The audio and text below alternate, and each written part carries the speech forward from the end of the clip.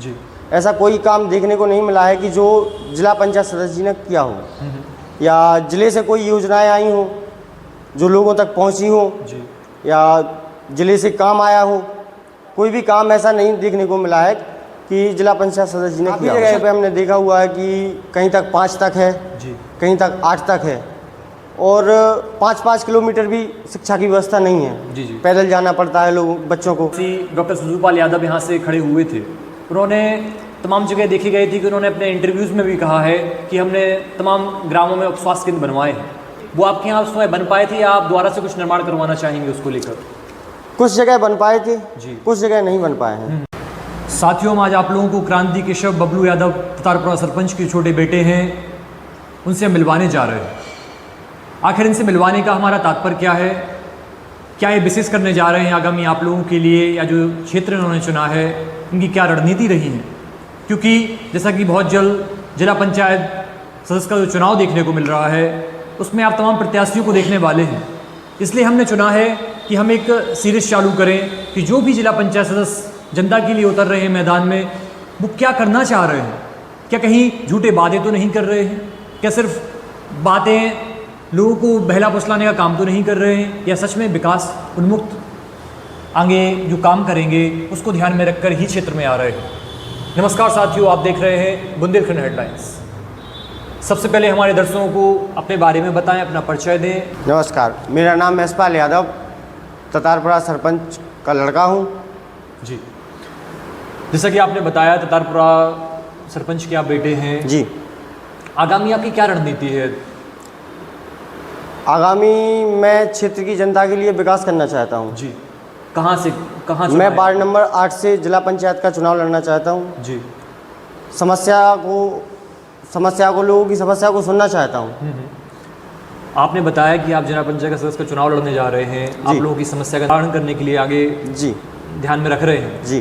तो ये आपकी पहली बार शुरुआत हो रही है या इससे पहले भी कोई आपका कार्यकाल रहा है, या आपको आइडिया रहा है कि कैसे हमें लोगों के लिए काम करना है? कुछ आपका पुराना इतिहास बताएं आप। जैसे कि मेरा कार्यकाल तो नहीं रहा है, लेकिन मेरे घर में जी मेरी माताजी, मेरे पिताजी सरपंच रहे हैं और अभी भी हैं, तो मैं उनको देखते हुए उनका काम आगे बढ़ाऊंगा। जी जी। जैसा कि आप माताजी आपकी सरपंच हैं जी, तो हमें साथियों आप लोगों को बताना चाहेंगे, किसी के परिवार में भी अगर आपके यहाँ कोई माता पिता डॉक्टर होते हैं या कोई राजनीति के संबंध जुड़ा होता है तो आप बखूबी उस क्षेत्र के बारे में जानने लग जाते हैं। अगर राजनीति आपके घर में है तो आप जानते हैं कैसे हमें योजनाओं के लाभ लोगों तक पहुँचाना है, कैसे हमें तमाम जो सरकारी योजनाएं चलाई जा रही हैं कैसे हम अपने गांव के, अपने ग्राम के लोगों को लाभान्वित करना है। बिल्कुल। इसके लिए आप वर्तमान में आप प्रयासरत रहे हों। बिल्कुल बिल्कुल। तो सबसे पहला हमारा आपसे सवाल रहेगा, बहुत से लोग चुनाव में आते हैं, हाँ, बहुत से लोग वादे करते हैं, तमाम प्रकार की एक दूसरे के ऊपर आरोप प्रत्यारोप के काम करते हैं। उसके प्रयास से वो चाहते हैं कि हम चुनाव जीत जाए। तो हमारा आपसे सवाल रहेगा, क्या आप वार्ड नंबर 8 जो आपने चुना है जिला पंचायत सदस्य का चुनाव लड़ने के लिए जी, तो इससे पहले जो वहाँ के जिला पंचायत सदस्य हैं हाँ, उनके कामों में आपको ऐसा क्या लगा कि आपको लगा कि नहीं हमें जनता सेवा का मौका दे और आप आना चाहते हैं? अगर आप आना चाहते होंगे, क्या आपने चुना है उन लोगों के लिए जो आप विशेष करना चाहेंगे? देखिए, जो हमारे जिला पंचायत सदस्य जी रहे हैं जी, उनके काम उनने करवाए हैं या नहीं करवाए हैं हमें तो पता नहीं है। जी जी। ना ही हमारी जनता है, हमारे जो आसपास के गांव के क्षेत्र की जनता है, ना ही उन तक कोई काम देखने को मिला है। जी। ऐसा कोई काम देखने को नहीं मिला है कि जो जिला पंचायत सदस्य जी ने किया हो, या जिले से कोई योजनाएं आई हो जो लोगों तक पहुंची हो, जी, या जिले से काम आया हो। कोई भी काम ऐसा नहीं देखने को मिला है कि जिला पंचायत सदस्य जी ने किया हो। अच्छा, तो ये जो जिला पंचायत में जो काम आ रहे हैं, जिला स्तर जो काम होते हैं, हाँ, या सरकार की योजनाएं चलाई जाती हैं, इससे लोगों को, चाहे फिर वो किसान भाई हो, चाहे युवा वर्ग हो, या जो माताएं बहनें, उन लोगों के लिए ध्यान में रखते हुए योजनाएं बनती हैं। हाँ बिल्कुल। तो आपने बताया इन लोग तो नहीं पहुँच रही हैं? नहीं, बिल्कुल नहीं। ऐसा आप लोगों ने अभी पहुंच रही हो या नहीं, लेकिन जितना हमने देखा है जी जी वहाँ तक तो कोई ऐसा काम नहीं है कि पहुंचा हो। संपूर्ण जो योजनाएं चलाई जा रही हैं वो जन जन वहाँ पर नहीं पहुँच पा रही हैं। तो आप क्या करना चाह रहे हैं इसको लेकर? हमारा कर्तव्य है कि हम जो जिले से योजनाएं आती हैं जी, जिले से जो कार्य आते हैं लोगों तक पहुंचाने का कार्य करेंगे, और लोगों की जो सरपंच द्वारा कार्य नहीं किए जा सकते हैं, जो काम है, जैसे कोई भी काम हो गया सरपंच का होता है, जिला का होता है, तो वो नहीं होता है, नहीं हो पा रहा है। साथियों, हम आप लोगों को बताना चाहेंगे, जैसा कि आपने इनके बारे में सुना है कि इनकी माता ही सरपंच हैं, तो सरपंच में भी ये अपनी जिम्मेदारी का निर्वहन कर रहे हैं। तो कहीं ना कहीं ये देखते हैं कि उस सरपंच में कहीं ऐसा रहता है कि हम एक सीमित जगह ही रह पाते हैं, हाँ। कि अपने सिर्फ पंचायत के लोगों के लिए ही काम कर पाते हाँ। हैं। तो कहीं ना कहीं इनका उद्देश्य रहा है या आगामी जो सोच रहे हैं कि हम एक बड़े स्तर पे, जिला स्तर पे ही जो लोग बाग हैं उनके लिए भी हम सेवा कर सकें, उनकी भी सेवा कर सकें, उनके लिए भी कुछ योजनाएं चलाई जा रही हैं जो जिला पंचायत सदस्य वर्तमान में हैं, या जो वहाँ से जिला स्तरीय जो योजनाएं चलाई जा रही हैं लेकिन जन जन तक जो नहीं पहुँच रही हैं। ये जो बीच का जो आप गैप देख रहे हैं, इसे भरने का ही काम करने के भविष्योन्मुख आपकी योजनाएं हैं। बिल्कुल। कि हम वो जो पहुँचाएंगे, लोगों तक पहुँचाने का कार्य करेंगे। कुछ ऐसे जो अधूरे काम जो आप अपने वार्ड नंबर 8 में देखते हो कि जो जनता के लिए नहीं हो पा रहे हैं, या जो आप आगामी चुन रहे हैं कि हम करेंगे जिससे लोग बाग प्रसन्न हों, लाभान्वित हों, उनका जीवन सुगम हो, उसके बारे में आप बताएं, क्या करना चाहेंगे? हम जिला पंचायत सदस्य का चुनाव इसलिए लड़ रहे हैं जी कि हमारी क्षेत्र में जो कार्य नहीं हो पा रहे हैं, जैसे शिक्षा हो गया, स्वास्थ्य हो गया, किसानों से संबंधित कार्य हो गए हैं जो नहीं हो पा रहे हैं, जी। तो उनको करवाने का कार्य करेंगे। जैसे आपने बोला शिक्षा, स्वास्थ्य, किसान, जी। तो इन तीनों मुद्दों के बारे में हम साथियों को, अपने दर्शकों को बताना चाहेंगे। शिक्षा में आप अपने क्षेत्र में क्या अनियमितताएं देखते हैं कि जो चीज़ नहीं हो पा रही वो आप करना चाहेंगे? काफ़ी जगह पे हमने देखा हुआ है कि कहीं तक 5 तक है, जी कहीं तक 8 तक है, और 5-5 किलोमीटर भी शिक्षा की व्यवस्था नहीं है। जी जी। पैदल जाना पड़ता है लोगों बच्चों को। क्योंकि उनके गांव में कोई विद्यालय 5 तक खुला हुआ है, हाँ। कुछ 8 तक खुला हुआ है, तो जैसे ही बच्चा 8वीं पास कर लेता है, हाँ। तो उसे फिर जब 10वीं और 11वीं की तरफ बढ़ना है तो उसे अपना क्षेत्र छोड़ के 10 किलोमीटर 12 किलोमीटर जा रहा है, 10 किलोमीटर सुविधाएं नहीं होती। हाँ, तो बिल्कुल आप चाह रहे हैं कि आपके वहाँ क्षेत्र में ही उसकी मान्यता आगे बढ़े, मान्यता आगे बढ़े जी। और बच्चे अपने ही गांव में बाहर नहीं जाना पड़े बच्चों को पढ़ने के लिए, वहीं सारी व्यवस्थाएं हो सकें, अपना अध्ययन कर सके वहाँ पे। हाँ। आपने बताया कि आप स्वास्थ्य के क्षेत्र में काम करने का बारे में सोच रहे हैं, तो स्वास्थ्य के बारे में आप अपने वहाँ पर क्या ऐसा देख रहे हैं जो नहीं हो पा रहा है, जो आप करना चाहेंगे? गांव में स्वास्थ्य व्यवस्था नहीं है, उनको पृथ्वीपुर जाना पड़ता है, जेरोन जाना पड़ता है, झांसी जाना पड़ता है, छोटी भी समस्या हो तो पृथ्वीपुर जाना पड़ता है। गांव में अस्पताल नहीं है, तो उनको करवाने का कार्य करेंगे, बनवाने का कार्य करेंगे, डॉक्टर को लाने का कार्य करेंगे।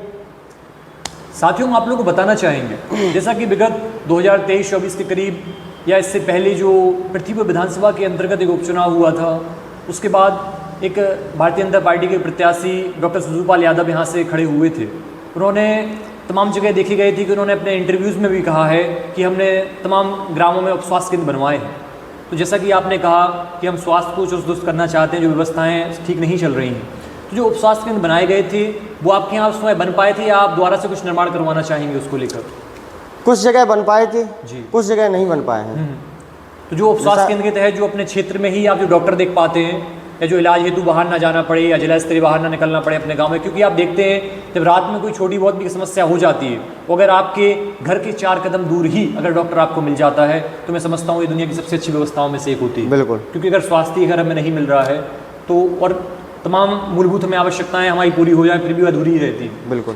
अब आपने बात कही कि आप किसानों के लिए काम करना चाहते हैं। साथियों, मैं आप लोगों को बताना चाहूँगा, संपूर्ण भारत हमारा कृषि प्रधान देश है। कृषि प्रधान देश है तो ये बना कैसे? एक छोटे ग्राम से, एक कस्बे से, एक मोहल्ले से बनता है। आप जो भी किसानों को देखते हैं तो आप शहरों में नहीं देखते हैं, बड़ी बड़ी सिटियों में नहीं देखते हैं किसानों को। आप किसानों को देखते कहाँ हैं? आपके गाँव में, आपके मोहल्ले में, आपके कस्बे में। तो हमारा आपसे सवाल रहेगा, अभी जैसा कि हम भी देखते हैं, आप लोग भी देखते होंगे, तमाम खाद की जो हर वर्ष ये देखने को मिलता है, समस्याएं आती हैं कि किसान भाइयों को ठीक से खाद ही नहीं मिल पा रहा है, खाद की बोरियों के लिए दर दर वो ठोकरें खा रहे हैं, तमाम कतारों में खड़े हुए कह रहे हैं हमें एक बोरी ही मिल जाए, फिर भी वो लाभान्वित नहीं हो पाते। तो इसको लेकर आपका क्या उद्देश्य है कि आप जिला स्तर में क्या बदलाव करना चाहते हैं कि जो किसान भाइयों से परेशान ना हो? किसान भाइयों को देखा है, हर साल कहीं ना कहीं भटकना पड़ता है, कहीं खाद नहीं मिलता है, दुकानों से नहीं मिलता है, मिलता है तो महंगा मिलता है। जी, गाँव तक बहुत से लोग ऐसा करते हैं कि स्टॉक में खरीद लेते हैं, स्टॉक में खरीद बाद लेते हैं, किसान भाइयों को बहुत ज़्यादा महंगाई से बेचते हैं उसे। बिल्कुल। तो उसके लिए आप क्या कदम उठाएंगे आप? मैं प्रयास करूंगा कि इस बात को जिला स्तर पर रखा जाए, जी, उनकी समस्याओं का समाधान किया जाए, गांव स्तर पर कोई ऐसी व्यवस्था हो सके कि लोगों को गांव में ही खाद की सुविधा मिल सके। जी जी। मैं जिला में ऐसी बात रखने की प्रयास करूंगा। तो कहीं ना कहीं आप एक अपना ही एक सरकारी स्टोर बन सके अपने क्षेत्र में ही, जिससे बिल्कुल। जो प्राइवेट लोग बेचते हैं उससे लोगों को बच सकें, और जो एक्स्ट्रा पैसा बढ़ा चढ़ा के लेते हैं, हाँ, उससे लाभ मिल सके, वो पैसा बचे किसानों का।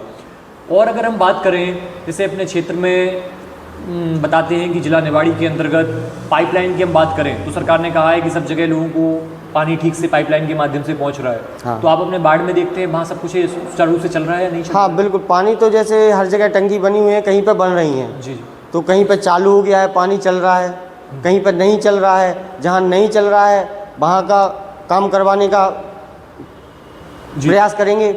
जैसे लोगों के लिए लाइनें तो डल गई हैं, चालू नहीं हो पा रही हैं, पानी नहीं पहुँच रहा है, जी जी। तो तो कहाँ से पानी भर रहे हैं वो लोग अभी? कहीं कुएं से जाते हैं, हेडपम्प से जाते हैं, जी जी या ट्यूबवेल वगैरह से भरते हैं। हाँ, हाँ। जहाँ तक नहीं पहुँची हैं पाइपलाइनें, लगभग 80% पहुँच गई हैं, जो 20% भी रह गई हैं वो भी पहुँचाने का कार्य करेंगे। जी। आपसे हमारा एक पर्सनल सवाल रहेगा, बहुत से लोग 30 साल की उम्र में, 40 साल की उम्र में, 50 साल की उम्र में किसी कोई जिला पंचायत सदस्य बन पाता है या कोई पंचायत का चुनाव जीत पाता है, या वो सोचते हैं कि मुझे राजनीति में आना है। लेकिन साथियों, आप इनको देख सकते हैं, ये युवा ही हैं। नए युवा साथियों को उनके उत्थान हेतु या जो नए लड़के होते हैं, बहुत से लोग अपने कहते हैं हम सरकारी नौकरी ही लग जाएं या किसी छोटे मोटे काम हमें मिल जाए, उससे हमारा गुजारा चल जाए। लेकिन आपने राजनीति में आने का, ये हम मानते हैं आपका पुराना इतिहास रहा है, आपके परिवार में आज वर्तमान में जिला पंचायत की है, जो माफ़ करना सरपंची है आपके यहाँ पर, माता जी आपकी हैं, तो आप वो सब जी। चीज़ें देख रहे हैं। तो आपने जो जिला स्तरीय जो जिम्मेदारी लेने का विचार रखा है, वो कैसे आपको प्रेरणा हुई कि नहीं मुझे लड़ना है और मुझे लोगों के लिए कुछ करना है?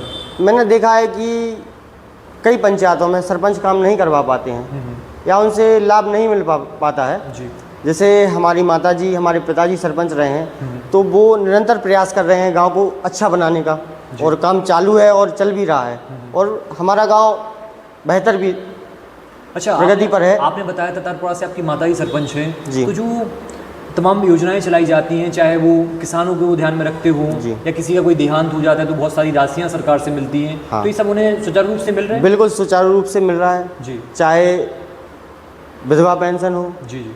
चाहे कि किसी की मृत्यु हो गई हो, हाँ हाँ।